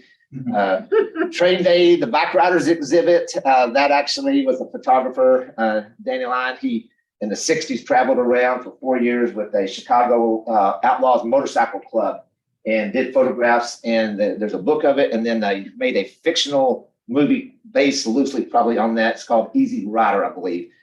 And then you can see the daily attendance has picked up from 8,600 over 11,000, and then school tours is picking up. So I hope we are seeing the turn around since COVID-19. Back into recreation now, the aquatics. We did a lot of training. Remember, this is rear view, so we had to get ready for the summer, did a lot of training, try to get guards. Lions Junction opened on the 27th of Memorial Day weekend, and it's up and running. And then all the local community pools are open as well. And then let's have our normal activities in the athletic department. Here's just some pictures of, it's nice when your staff, our main aquatic coordinator, not only can, do the certification, she actually is one that can train other people to be the teacher as well. So we got very fortunate to have our Clarice, which is our aquatic coordinator, to do that. And then you can just see the events on the athletic side, from cornhole to some of the races and stuff we do. And, I try to ask everybody, because I believe everybody believes what they do is the most important thing. And that's how you should, right? So Salmon sent over and said, hey, they still take their groups on trips. They do all these little programs over there, and they did hire their new recreation specialist. And I think I checked this week, they have close to 1,000 members right now. They project they'll be where they were last year at the end of this fiscal year, like 1,100. So things are going well over there. So excited about that. And then after school, we had 5 locations. These are all BISD schools in the city limits. And you'll hear later during the council, during what I call that, the Childcare standards. Yeah, but you got to hear public reading or whatever it's that they've got to do a public meeting. So you'll hear Richard Fibish, one of the recreation division directors. He'll be doing a presentation with numbers on that program. Could you back up one? Yes. I think I recognized the little boy with the chicken. Oh, yeah. I think I do too. Cuties. Very Oh, my cute. goodness. I didn't notice. Friend. Pay attention. He is pretty handsome, isn't he? Very cute. The chicken's a little odd. Moving right along. Deep feathered. Now they call those something. Dick. My granddaughter was. It's a breed. Yeah. And then special events. Thanks, Tracy, for that. I can always count on you. Blooming Festival, end of April, Friday we got rained out.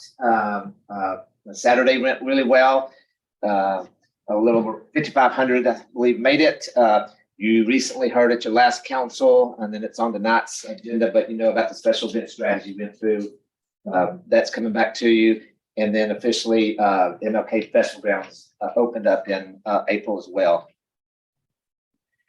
Over at Summit, you know, it's not just a golf course, it's all of our facilities, maintenance, maintenance, maintenance. And when we took over the Summit, I was here, believe it or not, the complaints that people came to us said, hey, you got to get us a gym or a fitness center, community center, whatever we want to call yourself. It's got to be kept clean and you got to keep up with the equipment.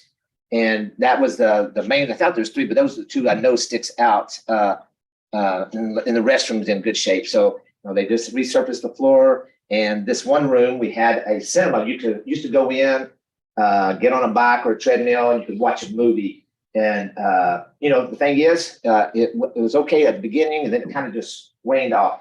So that's okay. It's now time to repurpose that, and they've changed it up. And I think that's all, we all need to be looking at that. If something's not working, then we need to do something different. And there's no, you know, no wrong about trying something. And so great for them. And this one, I presented a couple of weeks ago, and I did not even know we did something like this. And I have not talked to Odell. He's in the picture to the left. He's a rec specialist over at Wilson. But they did a film camp out at Miltonian. So I've got to learn more about that. They did some of the movie making in the rec center, I heard, but then they went actually on site and did it. I think it's just cool when you can offer stuff that's neat like that. And I'm just really proud of staff. And now looking the wind show coming up at the convention center, there's 50 events through the end of September, 20 of them multi-day. And then we've got the new exhibit that's going to, when we take the bike riders out, this one will come in, the Awkward Family Photo Exhibit, and it'll be there through that period of time. Aquatics, you see our swim lessons. When we started the summer season, before we got there, our goal is always this when the aquatics. Got to get the pools open to get people out of the heat and they can cool off. That's the number one. The next is swim lessons. I believe everybody should have opportunity and know how to swim. And then third is rentals. And so we were able to we were short on guards. So we thought initially that we were only going to be able to do opening the pools up just for the general daily admission. And then Erin Smith, the assistant city manager, she heard of our plight. She worked with Brandon HR. We got the rate of pay up that was more comparable to around here. And when we finish the ones that are in processing right now, we'll be at 93 guards, which will be to the max, I believe. So kudos off to, once again, the team have helped pull that off.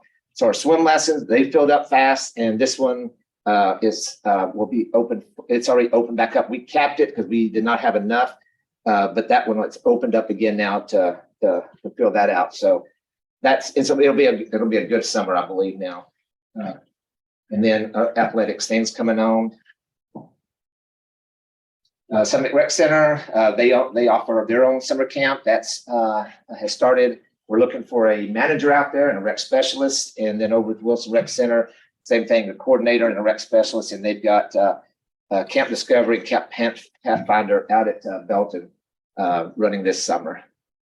And with that, answer any questions. A lot. It's a lot. So you're fully staffed on lifeguards. If these that come through process and they don't, back out, yes, And you struggled on that yes. historically. How long has it been since you were fully staffed? Oh, my goodness. That long, I can't even tell you, 4 or 5 years. but maybe. at least. Yeah. At least. Okay, yeah, because the residents, they sure expect those pools to be open and staffed. Right? And they still want to get in for a buck. Yeah. Or, whatever the fee is. Yeah, but I couldn't even tell you when last time we were complete. Yeah. They left open lifeguards, I don't know. Lions Junction, Yes, I was just flipping through Facebook, saw some chatter about long lines. It's taking a while to get in, maybe, 30 minutes or an hour at opening time. What's up with that? I haven't heard that, so I have to check into it. I can get back to you, I'm not sure. Yeah. Okay, The only thing I could think of without asking, if they, if you open at 10 and 150 people show up at the same time, maybe, Yeah. I don't know, sure. but I Yeah. can ask. Yeah. Have you heard it only during opening time or is it not throughout the day? No, it was at, trying to get in the park when it opened. Okay, yeah. And, I'll double an check. hour wait, those kinds of It things. could be that, I just need to check into it. It could be that maybe we need to put more staff to process more people. Yeah. quicker also, Sure, but yeah, sure. Yeah, just I try to get anecdote Kevin to give me a fast pass, and he said no. where you just, where city managers cut straight to start on. That's great. That's good. He held his ground and he said, no, I'd probably see that on Temple City Watch. you can't have it. No, I think that's probably wise. probably so. oh, yes, There's not a wait at the summit to get in for opening time for the pool, so tell people to go to the summit pool. It's a good pool. Okay. I'll do that next time on Temple City Watch. yes, sir. Yeah. I just want to say I'm part of a loose group of people like Dennis at Crossroads 4 or 5 times a week, and including Saturdays at 8 a.m. And Chuck made a mistake of giving me his mobile phone number. So anytime I can pick up that phone at 8 o'clock on Saturday morning and not be embarrassed to call him and say, hey, someone needs to come out and take a look at something out here. And he answers the call or the text every time. Good. I want to thank you for that, Chuck. The Parks and Rec staff, they get to work the holidays, right? July 4th and all of those, and always has such a great attitude. Well, of course, to the mayor, right? They have a great attitude. I don't know what they think when they see your schedule, whenever you put it out. But I always appreciate that. I know those folks they work hard. They're busy during the hot time of year. And Thank you. from me, thank you for the hard work. When we jumped into this field, none of us jumped in it for the best hours or the pay, when we first get into it. And when everybody else is playing, that's when we work, and that's just part of it. But yeah, but like I said, we've got a great. I don't know if we've had a better staff than we've had in a long time. So it takes time to get the right culture, and so I appreciate you saying that. But I'll pass that on. Yeah, please do. Very good. Thank you. Council, anything else for Kevin before he steps down? All right. Ms. Matt, You can't do nothing. You can do mine. Actually, I cheated, Belinda. I pulled up your presentation earlier today too. Oh, did you change something? No, I didn't think you had to do that. Well, good afternoon, council. Purchasing and facility services. I'm going to highlight purchasing a little bit. We're an internal service department, but I felt like this might be a good opportunity to kind of just give a refresher, especially with newness of Councilwoman Zoe Grant and so forth, but it'll be a refresher for some of you. I know historically I've kind of got up in August. I stopped doing that. So this will be just a little refresher I thought might be good. This is the staff. This is the purchasing staff, 7 that really toe the line in purchasing. Randy Faust is the upper left up here, along with Sarah Parker next to her. There are 2 leaders, and then her staff surrounding them there. Purchasing division, I call this 101. What do we do? We prepare solicitations and we receive and lead evaluations of vendor responses. So we do this. We do this to comply with law. We also do it to comply with the monetary guidelines and purchasing guidelines that you established for us in 2019. We do formal solicitations and that, when I say formal, it's something that's over $50,000, and it's something that it's required to be advertised in the newspaper still. They still require us to advertise in the newspaper. Although there's push in the legislature to kind of forego that.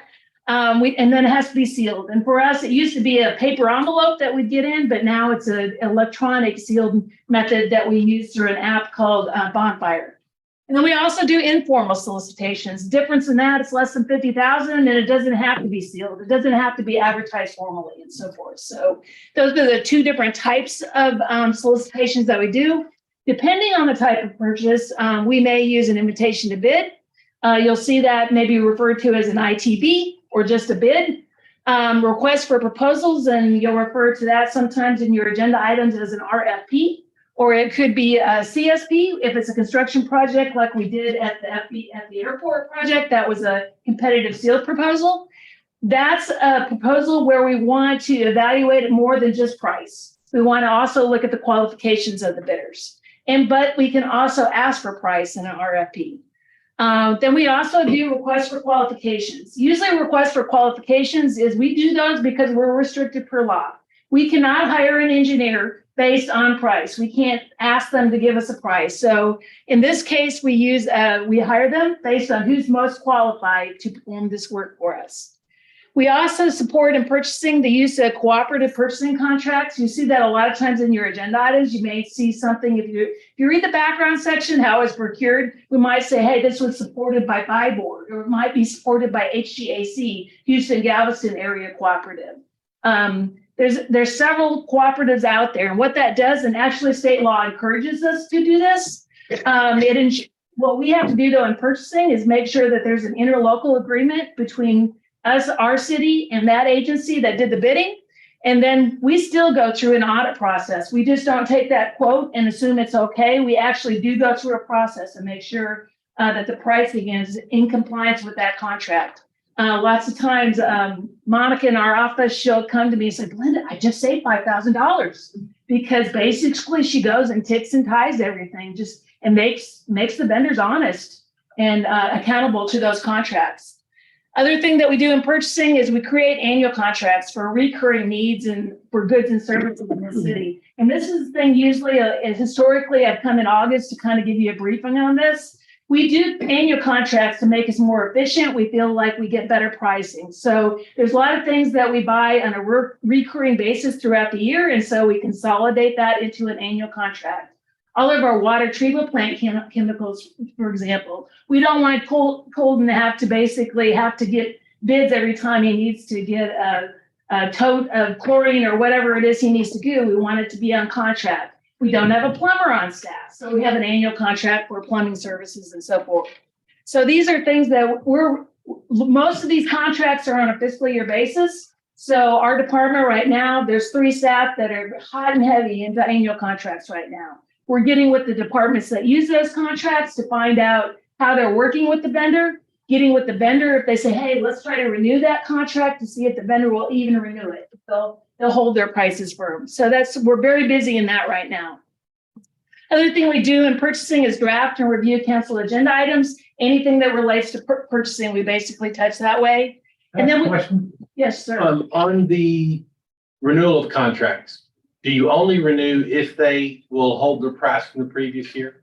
The majority of our contracts are structured that way. With COVID, with all the inflation and the fluctuation in markets, we did add some escalation clause, but the vendor has to basically claim that early on, in the bidding cycle, that they want to basically have the ability to raise their prices and so forth. Just a nominal increase would just work your staff to death. If a bunch of different contracts had nominal increase. Well, and if it's nominal, usually what we find with vendors, they don't want to risk the chance of losing that contract. So they'll say, hey, I'm going to hold it for 1 more year. Okay. That's what we've found in the past. Again, now with the inflation that we've seen the last few years, that's more challenging for them. Okay, good. Thanks. We have 3 staff members that are basically tasked with just vendor commitments. That's issuing the purchase orders, and we issue about 2,000 of those per year. And then a couple staff members that are focused on just initiating the payment to vendors. We process over 12,000 invoices per year. We don't issue the checks. Finance does that, but we're part of that initial cycle where we match everything up. And then we also process over 18,000 P card transactions. So we have over 400 P cards issued to staff throughout the city. It could be even something on annual contract, but they have the ability to timely, and vendors like to be paid timely also. So it's an easy way to get what they need and for the vendors to be timely on that. Just to show you a little history, solicitations issued from 2019 through current. And that's just year to date, 76. We're not through the fiscal year. We still got over 3 months to go. So I really envision in this fiscal year, we're going to go above the 91 because we haven't even got started the annual contracts. We are very busy. Randy Dowse is very busy, always writing RFPs and so forth, just making sure that we're doing things in accordance with the law. We're also annual contracts. We've held in 2022 and 23, basically 100 annual contracts that I referred to. I know that's going to climb. One example of we've got a meeting next week. When we had the winter storm in February, we came to you in March saying, hey, we'd like to piggyback on the City of South Lakes contract. That's a co-op, basically, agreement, but we really want to have our own contract in place. So there's several agreements that we've worked with staff to evaluate what contracts do we want to have in place should we need them in the future. It's not if, it's when it's going to happen. Moving on to facility services. We've got custodial services where we clean over 40 buildings every day, not every day, but on a routine basis. And then we maintain over 40 buildings too. That's facility maintenance. What I'm going to focus on is give you an update in the construction services area with our buildings. We've substantially complete projects. If you were out at the Public Works recognition luncheon, this is the solid waste complex. We started this project in January of 2022, broke ground, and we are very close. So it is substantially complete. Our investment in this project is about $13.8 million. I believe we're going to have a ribbon cutting ceremony on June 28th. So we're excited about that. Here's just a few pictures when you're out in the middle of the site, right here in the middle, right here. That is the food composter. There was a approval that you granted we accepted a grant from Meta for a food composter, and that's where that food composter is. If when you're on site, you want to see it, that's where it's at. It isn't operational yet. We've got some leveling issues, but we're excited to get moving on that, the use of that equipment. I expect for it to be much bigger based on its cost. Yeah, it was a $58,000 piece of equipment. Yeah. And there it is. Yeah, there it is. That's it right there. One of the cars. Yep. Right. Yeah. Is there any, and this, you may not be the person to ask, but any odor with it? There is not supposed to be. I was just going to say, Bryn, what's the name of this? Joe. This is who? Joe. This is Joe. This is Joe. So Heather Leedy is our recycling manager, and she got with Bryn and all these pieces of equipment. When She you didn't go, get with Bryn. She named them. she named I them. just learned the name. Yes, exactly. But yeah, so Sorry, Joe. I believe it's named after Mean Joe Green. Oh. Makes sense. the middle photo at the Rosie down there. this is Rosie. Mhm. Okay, and then there's another piece of equipment that it's right over in here. Well, that's Mac, the crane that chomps down Yep. the recyclables and so forth. So That's the one you were trying to drive. Yeah, she wouldn't let me do that either. The top middle photo is just a picture of the lobby in the admin building. And maybe some of you have had the opportunity to walk through that building, but if not, hopefully you can attend on June 28th. This is the Baylor, and that's Rosie. Okay. And this is the break room.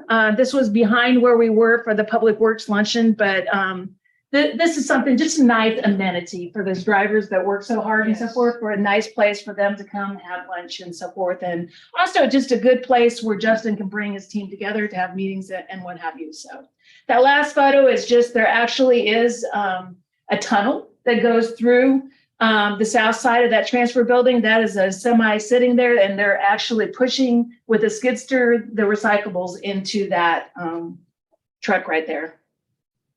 Another project that's substantially complete is the Lanier Center. This is a building that's on North 8th Street that is leased to Bell County Health District, where they run their WIC program and so forth. So the challenges we were having this building was when it rained in the building through the windows and so forth. So this project has diminished that issue, and you can see the picture on the right. Just it looks so much better. So it's so much very nice and cleaned up.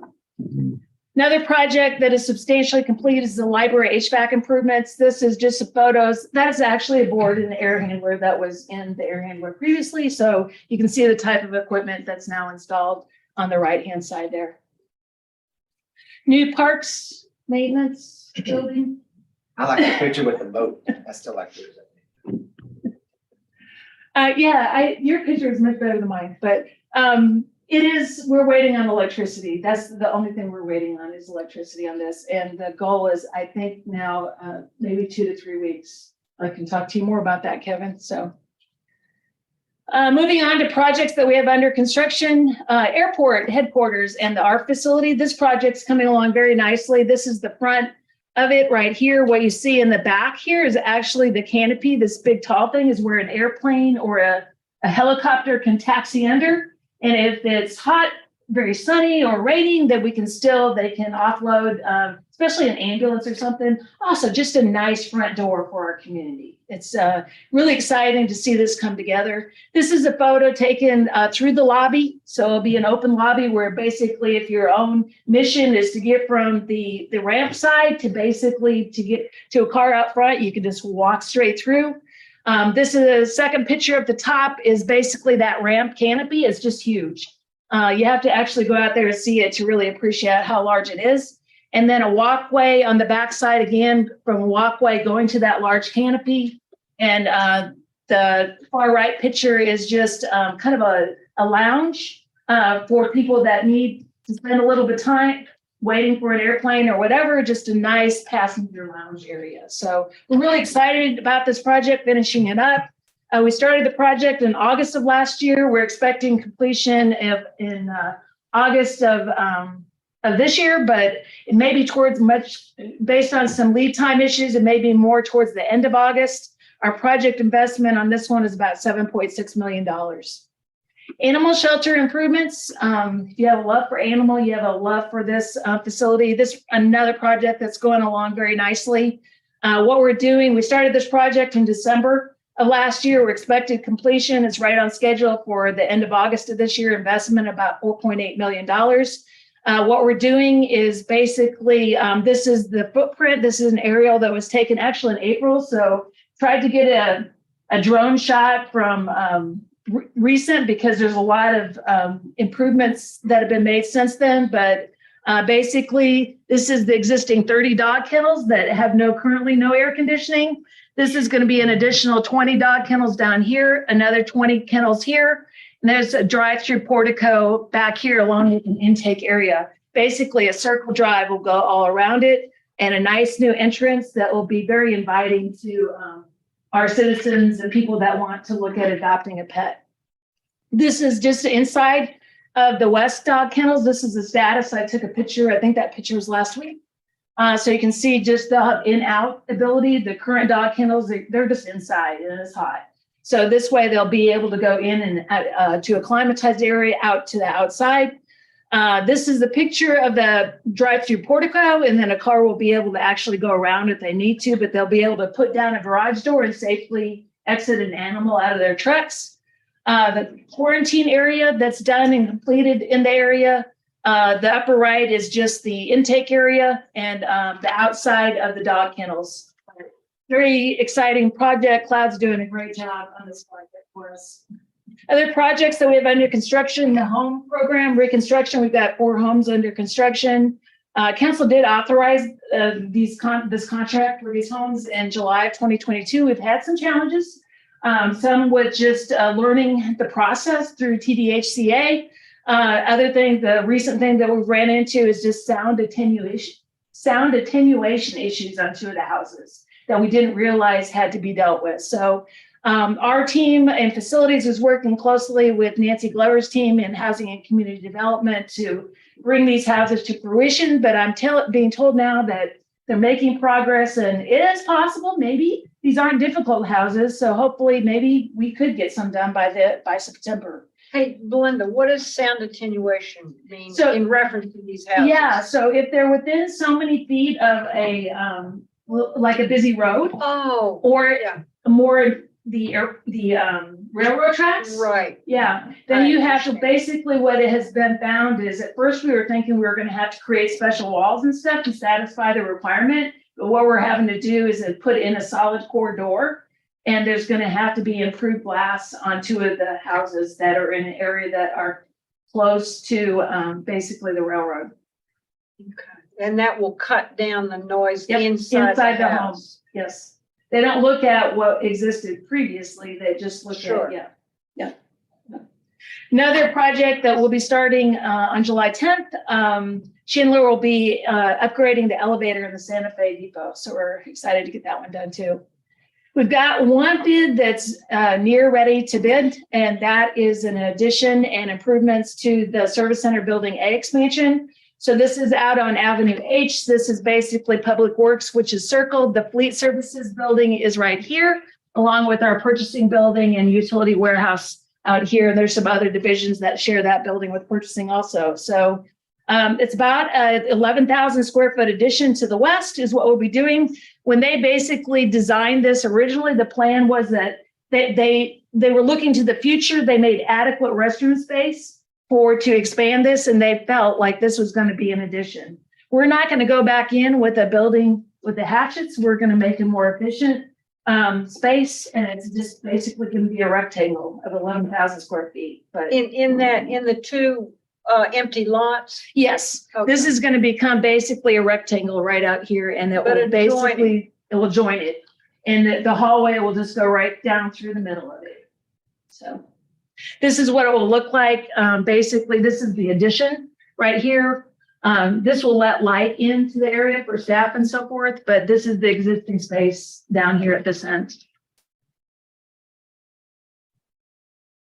We've got several projects in design right now from a public safety standpoint. We've got and basically what I've got up here on the screen, this is a rendering of basically Fire Station 8. So out on the airport grounds, this is all airport grounds. Here's Fire Station 8 with the Fire Training Center and their existing parking.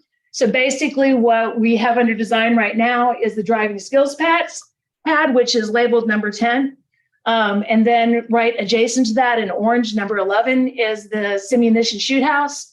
We are very close. We're substantially done with the design with the driving skills pad. Number 11, you recently awarded the final design on that, but we're moving quickly. And the goal is to have that out for bid this fall. Police indoor shooting range. So on the west side of this campus, so this again will become public safety training campus here, indoor shooting range.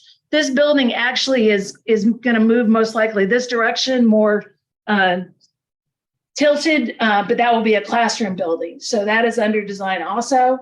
Another projects for public safety, we're reimagining the downtown campus. They've got some space constraints in the downtown campus also. So we're looking at that along with just the ability to turn the current outdoor shooting range into a sniper range. You can't shoot outdoors on the airport grounds. So in order to adequately train our officers, we're looking at repurposing the current range into a sniper range.